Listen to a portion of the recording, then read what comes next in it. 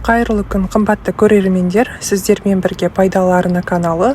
Бүгін сіздермен кассалық аппаратты тіркеу үшін ОФД Казахтелеком сайтына қалай тіркелеміз, соны үйренеміз. Каналға тіркелуді ұмытпаңыздар, достар. Ең алдымен кез келген поисковиктен ОФД Казахтелеком деп теріп аламыз. Сол жерде, сол жағында регистрация деген сөзді басамыз да, ЭЦП дегенді таңдап, өзіміздің ЭЦП-мыз арқылы бұл сайтқа кіреміз. Сайтқа кіргеннен кейін ең бірінші біздің логиніміз бұл иін болып табылады. Өзімізге ұмытылмайтындай парольді осы жерге енгізіп, есімізде сақтап аламыз. Одан кейін келісетін жерге галочка қоямыз және де үстіде бірнеше ақпараттарды толтырамыз.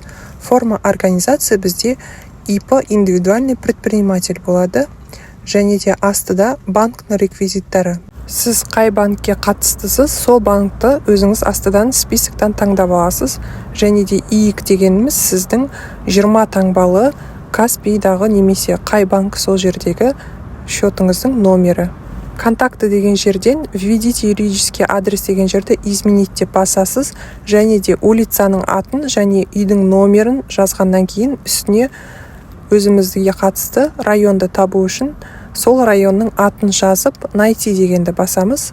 Шыққан списоктан өзімізге қатысты районды таңдап, выбрать деген кнопканы басып, сыртқа шыққаннан кейін телефон номерімізді және де электрондық адресімізді жазамыз.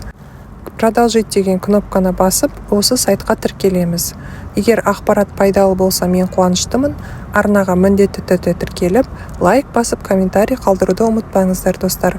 Назарларыңызға көп рахмет.